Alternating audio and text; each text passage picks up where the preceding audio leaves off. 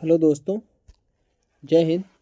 आपके अपने YouTube channel study point BRP channel में आपका स्वागत है। तो दोस्तों, आज जो है अभी हम दिल्ली पुलिस जो एससीएम का एग्ज़ाम था आज 7 जनवरी को, ठीक ना, आज है। तो इसका जो थर्ड शिफ्ट हुआ उसका हम लोग एनालिसिस देखने वाले हैं, ठीक है ना। ये दोस्तों थर्ड शिफ्ट का है, ठीक है ना। फर्स्ट और सेकंड शिफ्ट की वीडियो जो है वो डल चुके, अगर आप लोग नहीं देखें तो उसको जाकर देख लीजिएगा, ठीक है ना। अगर दोस्तों नए हैं तो चैनल को सब्सक्राइब कर लीजिए और बेल आइकन को प्रेस कर लीजिए ताकि वीडियो की जो नोटिफिकेशन है सबसे पहले आप तक पहुंचे और आप इस चीज़ का बेनिफिट ले सकें, ठीक है ना। तो आइए चलिए दोस्तों चलते हैं, देखिए किस प्रकार का जो है क्वेश्चन आए हुए थे आज, ठीक है ना। तो पहला प्रश्न था दोस्तों, लिखा किस संविधान संशोधन अधिनियम द्वारा 1974 में सिक्किम को भारत का सह राज्य बनाया गया था, यानी एसोसिएट जो राज्य है वो बनाया गया था। आपके सामने ये ऑप्शन थे दोस्तों, देखिए 35वां संविधान संशोधन, 36वां या 38वां या 42वां। तो ये पूछ कौन से क्या लिखा है, लिखा है कि 1974 में सिक्किम में भारत का सह राज्य कब बनाया गया। तो ये दोस्तों किस संविधान, ये 35वां संविधान संशोधन में, ठीक है ना। 35वें में इसे क्या है बनाया गया था, सह राज्य का दर्जा दिया गया था। बाकी 36वें संविधान संशोधन में इसे पूर्ण राज्य का दर्जा जो है दे दिया गया। तो आप लोग इसको याद रखिएगा, देख लीजिए। आइए कि 35वें संविधान संशोधन 1974 के माध्यम से सिक्किम को सह राज्य का दर्जा दिया गया था। सबसे पहले 1974 में 35वें संविधान संशोधन द्वारा सिक्किम को भारत के सहयोगी राज्य का विशेष दर्जा दिया गया था, ठीक है ना। लेकिन एक वर्ष बाद 36वें संविधान संशोधन 1975 में 35वें संविधान संशोधन को निरस्त कर दिया गया और क्या 36वें संविधान संशोधन से इसको पूर्ण राज्य का जो है दर्जा मिल गया था। 1974 में सिक्किम ने भारत के साथ अधिक से अधिक जुड़ाव की इच्छा व्यक्त की और इसी कारण से 35वें संविधान संशोधन अधिनियम 1974 संसद द्वारा अधिनियमित किया गया था, ठीक है ना। और इस संशोधन ने सिक्किम को भारतीय संघ का एक सहयोगी राज्य का दर्जा देकर संविधान के तहत राज्य का एक वर्ग की शुरुआत की, ठीक है ना। 1975 में आयोजित एक जनमत संग्राम में उन्होंने च्योंगयाल की संस्था को समाप्त करने और सिक्किम को भारत का अभिन्न अंग बनाने के लिए मतदान किया, ठीक है ना। नतीजा क्या हुआ कि सिक्किम को भारतीय संघ का पूर्ण राज्य यानी 22वां राज्य बनने के लिए 36वां संविधान संशोधन अधिनियम 1975 में अधिनियमित किया गया, ठीक है ना। तो अगला प्रश्न दोस्तों आपके सामने कि पिंजर जो उपन्यास है वो किस लेखक का है। आपके सामने लेखक है, इसमें से जो एक ऑप्शन था अमृता प्रीतम, ये करेक्ट ऑप्शन था। अमृता प्रीतम ने पिंजर नामक उपन्यास को लिखा है, ठीक है ना। तो आप लोग इसको याद रखिएगा और देख लीजिए कि यह मूल रूप से पंजाबी भाषा में लिखा गया है। कौन, यानी पिंजर जो उपन्यास है दोस्तों ये पंजाबी भाषा में लिखा गया है, ठीक है ना। और देखिए कि यह उपन्यास 1947 के भारत पाकिस्तान विभाजन के दौरान क्या है, महिलाओं के अनुभवों, पहचान और पीड़ा पर केंद्रित था, ठीक है ना। अगला प्रश्न दोस्तों आपके सामने कि एशियाई खेल 2023 हांगजो चीन में शूटिंग निशानेबाजी में स्पर्धा में भारत के लिए पहला पदक को जीता। आपके सामने ये ऑप्शन है, दिव्यांश सिंह पवार, ऐश्वर्य प्रताप सिंह तोमर, रुद्रांश पाटिल पुरुष टीम थी, यरंता जिंदल, मेहुली घोष और आशी चौकसी महिला टीम की, मनु भाकर की, सौरभ चौधरी। तो इसका ऑप्शन नंबर जो है बी करेक्ट है इसका, ठीक है ना। कौन, रमिता जिंदल, मेहुली घोष और आशी चौकसी, ठीक है ना, ये करेक्ट ऑप्शन होगा।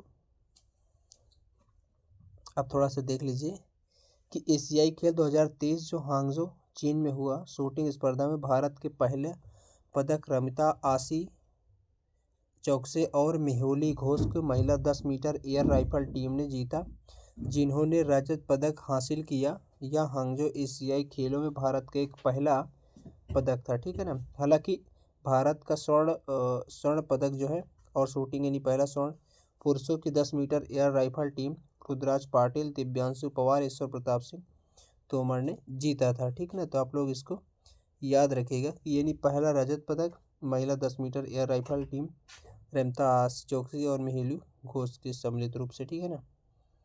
और क्या हुआ, पहला स्वर्ण पदक जो है वो पुरुष 10 मीटर एयर राइफल टीम में रुद्रांश पाटिल।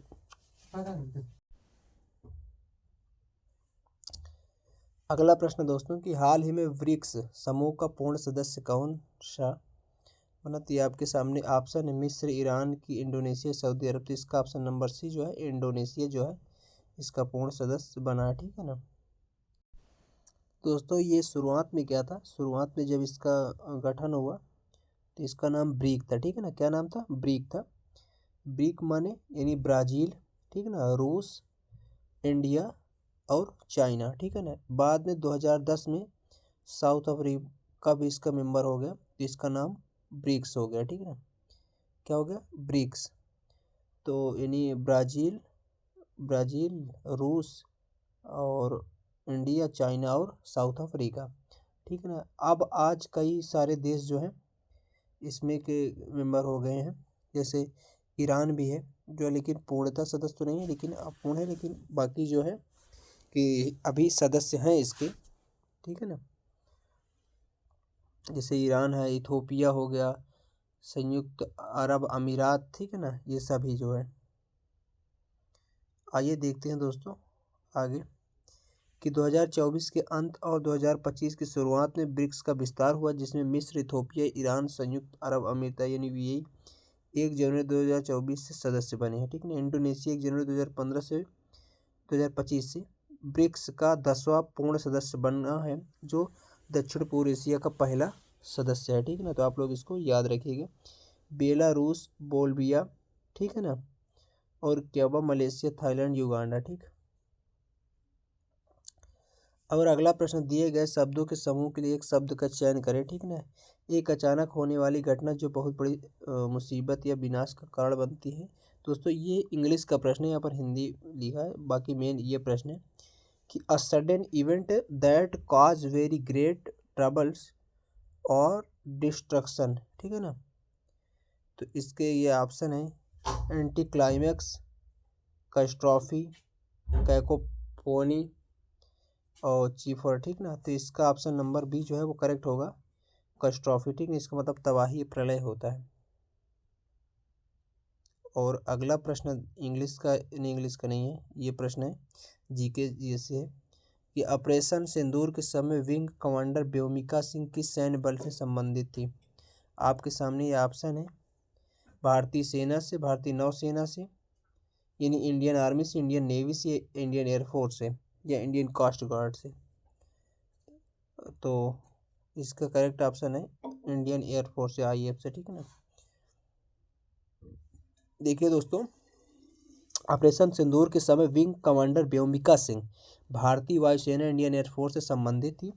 वह हेलीकॉप्टर पायलट से जिन्होंने पाकिस्तान और पीओके में आतंकी ठिकानों पर हुए लक्षित हमलों के बाद मीडिया ब्रीफिंग में अहम भूमिका निभाई थी, ठीक ना। तो आप लोग इसको याद रखिएगा। अगला प्रश्न दोस्तों लिखा in word processing what is the an orphan, ठीक है ना। ऑर्फन क्या है? तो ये क्या है, एक पैराग्राफ की अंतिम पंक्ति जो नए पेज के शीर्ष पर दिखाई देती है, यानी the last line of the paragraph appearing at the top of new page. ये आपके ऑप्शन दोस्तों, इसका जो करेक्ट ऑप्शन है वो होगा, क्या होगा, the first line of a paragraph appearing Elon at the bottom of A page. यानी कहने का तात्पर्य है कि एक पैराग्राफ की पहली पंक्ति जो पेज के नीचे बॉटम में अकेली रह जाती है, ठीक है ना। अगला प्रश्न दोस्तों आपके सामने कि मोमेंटन्स का क्या है, आपको सिनोनिम्स बताना था, ठीक है ना।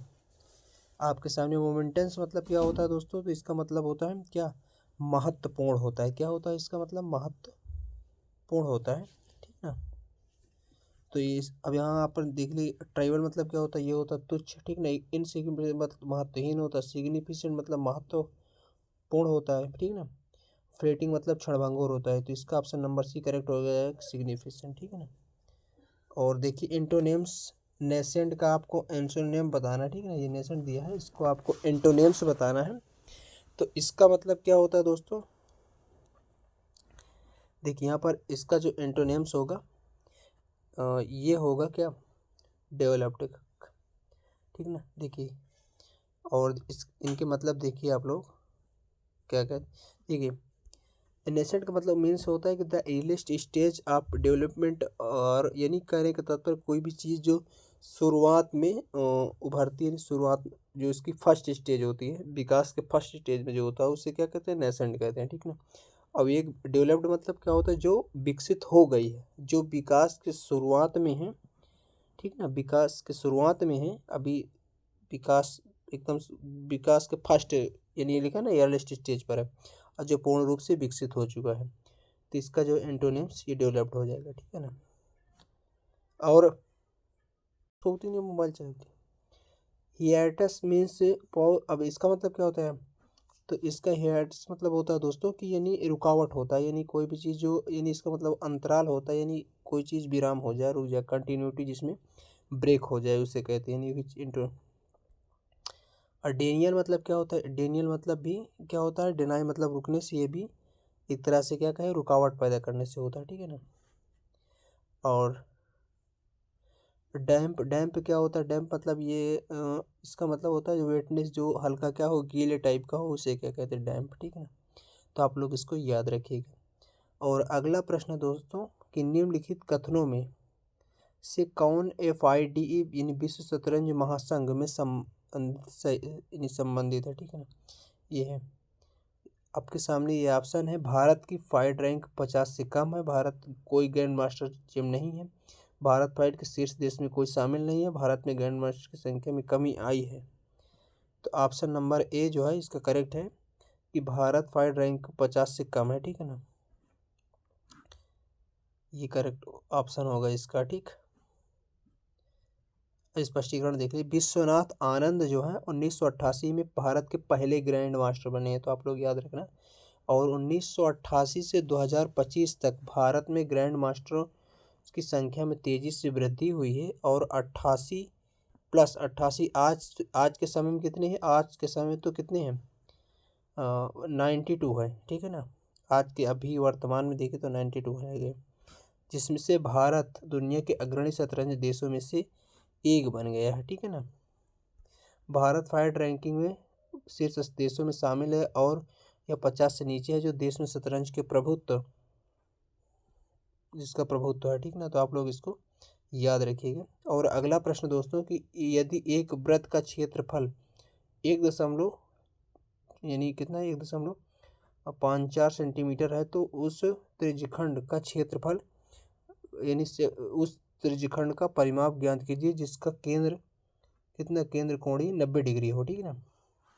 कहने का तात्पर्य ये है, मान लीजिए कि कोई ये आपका व्रत है, ठीक ना, एक सेकंड, एक व्रत दिखा रहे हैं आपको, जैसे मान लीजिए कोई ये व्रत, ठीक। अब देखिए, और इसका जो क्षेत्रफल है वो कितना है, 1 मान लीजिए इतना सेंटीमीटर ये है, ठीक है ना। अब जो है आपको त्रिज्यखंड निकालना है किसका, जिसका केंद्र कोण कितना हो, 90 डिग्री हो, यानी कोई ये त्रिज्यखंड जिसके कितना हो, 90 डिग्री हो, एक सेकंड, ये क्या हो, 90 डिग्री हो, ठीक है, 90 डिग्री, ठीक ना। देखिए 90 डिग्री, क्योंकि अगर हम देखें कोई भी, जैसे हम चतुर्भुज लेते हैं, तो जैसे हम देखें तो ये किसका कितना 90 डिग्री ही होता है ये, तो हम इसका क्या निकाल ले, परिमाप, परिमाप कैसे, ये लाइन और ये लाइन और ये, इनको तीनों को जोड़ लिए तो ये बन जाएगा क्या, परिमाप, ठीक है ना। तो पहले दोस्तों हम जो है इसका क्षेत्रफल पता करेंगे, क्षेत्रफल, ठीक है ना। क्षेत्रफल जैसे मान लीजिए कोई ये है चतुर्भुज है, और ये चतुर्भुज में ये व्रत है, अब व्रत में क्या है, पहले इसका क्षेत्रफल निकालेंगे, ठीक है ना, फिर हम रेडियस निकाल लेंगे तो हमें मिल जाएगा, ठीक है ना। अब रेडियस निकालने के लिए हम ये फार्मूला यहाँ पर लगा है, देखिए यहाँ पर व्रत का क्षेत्रफल जो होता है पाई आर स्क्वायर, ठीक है ना। अब हमने इस जब देखिए यहाँ पर मान लिखा गया है, ठीक, तो यहाँ पर से अगर आप लोग क्या निकालोगे, यहाँ से अगर आप निकालो, क्योंकि इसका मान कितना, 3.14 ये लिखिए, या तो लिख दीजिए 22/7, ठीक ना, 22/7 आर स्क्वायर बराबर कितना है, हो जाएगा 101.54, ठीक है ना। और यहाँ पर अगर हम दशमलव हटा दें तो यहाँ बटे में कितना है, 100 आ जाएगा, ठीक है ना। अगर हम क्या करें, 22 से काट दें, ठीक है ना, 22 से काटोगे तो 22, ये 22 कितने बार में जाएगा, एक सेकेंड, 22/7 और आर स्क्वायर कितना लिखे थे, 154/100, ठीक है ना। 22 से काटोगे तो ये 7 बार में जाएगा, ठीक है ना। ये 7 इधर मल्टीपल हो जाएगा तो 2 बार 7 गुणे 7 हो जाएगा। आर का जब यहाँ पर वो करेंगे तो कितना है, आर बराबर आ जाएगा 7/10 आएगा, ठीक है ना। ये क्या निकला हमारे पास, ये निकला जो है आर, ठीक है ना, आर निकला। अब इसके बाद हम क्या करेंगे, तो दोस्तों जो है यहाँ पर हम दोनों आर और ये चाप की लंबाई जो है निकाल के तीनों को जोड़ देंगे तो वही आएगा, वही जो आ जाएगा, वही जो है चाप की लंबाई। देखिए चाप की लंबाई का फार्मूला कैसे निकालेंगे, ये आपके सामने दिया है, ठीक ना। तो हम इसको अगर निकालेंगे तो ये कितना आएगा, 1.1 सेंटीमीटर आएगा, ठीक है ना। और जो दोनों आर की जो लंबाई है, जो दोनों आर की लंबाई है वो आप देख लिए हैं कि यहाँ पर कितना आया था, यानी 7/10 आया था, यानी 0.7 आया था, 0.7 यानी 1.4 ये और प्लस 1.1 तो बन जाएगा 2.5, यानी ऑप्शन 2.5 करेक्ट होगा, ठीक है ना। यानी इसका जो है दोस्तों ऑप्शन नंबर ए जो है वो करेक्ट होगा, ठीक है ना। तो आइए और अगला प्रश्न दोस्तों आपके सामने। अब देखिए दोस्तों अगला प्रश्न है, लिखा है एक व्यक्ति जो है 20 मीटर दूर मीनार से दूर का, मान लीजिए कोई मीनार है और मीनार से कितनी दूर पर, 20 मीटर दूर पर खड़ा है, ये 20 मीटर इसकी लंबाई हो गई। लिखा है यदि मीनार के शिखर का उन्नयन कोण, यानी यहाँ से वो देखता है शिखर को, तो उन्नयन कोण कितने का बनता है, 45 डिग्री का बनता है, ठीक है ना। तो बताना है मीनार की ऊंचाई कितनी है, ठीक ना, ये मीनार की आपको ऊंचाई हाइट बताना है। तो यहाँ पर आप tan 45 लगा दोगे, tan थीटा यानी tan 45, ठीक ना, tan 45 डिग्री। तो ये क्या बन जाएगा, tan बराबर क्या है, लंब यानी लंब बटे आधार होता है, यानी h/20 आएगा, क्योंकि tan 45 का मान कितना होता है, 1 होता है। तो h बराबर कितना आ जाएगा, 20, ठीक ना। ऑप्शन नंबर इसका जो है बी करेक्ट होगा, 20 सेंटीमीटर, ठीक ना। तो आप लोग याद रखिएगा। और अगला प्रश्न दोस्तों आपके सामने कि 11 जून 2025 को जारी वैश्विक लैंगिक अंतराल रिपोर्ट, यानी जेंडर गैप, ठीक ना, ग्लोबल जेंडर गैप रिपोर्ट 2025 संबंधित निम्नलिखित कथनों पर विचार कीजिए। तो लिखा यह रिपोर्ट यूनिसेफ द्वारा जारी की गई है, यह नॉर्वे के शीर्ष स्थान पर प्राप्त हुआ है, इसमें से भारत को 161वां स्थान मिला, ठीक ना, यानी 131वां स्थान मिला। आपके सामने ये ऑप्शन दिए हुए हैं, एक सही है कि केवल बी सही, केवल 3 सही, तो इसका केवल 3 सही है, यानी जेंडर गैप में भारत का स्थान 131 है, ठीक ना। तो आप लोग इसको याद रखिएगा। और देख लीजिए कि वैश्विक लैंगिक अंतर रिपोर्ट जो है, जो 11 जून 2025 को जारी हुई के अनुसार भारत 148 देशों में 131वां स्थान प्राप्त कर, और स्कोर कितना रहा है, इसका देखिए स्कोर कितना है, ये 0.644 रहा है, जिसमें 64.4% रहा, जो पिछले साल से गिरावट है। आइसलैंड शीर्ष पर रहा है। शिक्षा में भारत अच्छा है, लेकिन आर्थिक भागीदारी ये सब, तो आप लोग इसको पढ़ लेना। और देखिए जारी कौन करता है, ये करता है WEF, ठीक ना, 11 जून 2025 को जारी हुई थी, यानी विश्व आर्थिक मंच, वहाँ पर यूनिसेफ द्वारा, तो इसलिए पहला ऑप्शन जो गलत था, ठीक ना। भारत की स्थिति के 148 देशों में 131वां स्थान प्राप्त किया, ठीक ना। तो ये भी आप शीर्ष स्थान पर कौन रहा, आइसलैंड रहा है, ठीक ना। और 4 आयाम कौन कौन किस पर थे, यानी आर्थिक भागीदारी और अवसर, यानी शैक्षणिक उपलब्धि, स्वास्थ्य और उत्तरजीविता और राजनीतिक सशक्तिकरण में, ठीक है ना। शैक्षणिक उपलब्धि कितनी है, उच्च स्तरीय 97.1% है, ठीक है ना। और देखिए गिरावट कहाँ है, संसद में महिलाओं की संख्या में, ठीक। तो आप लोग इसको याद रखिएगा।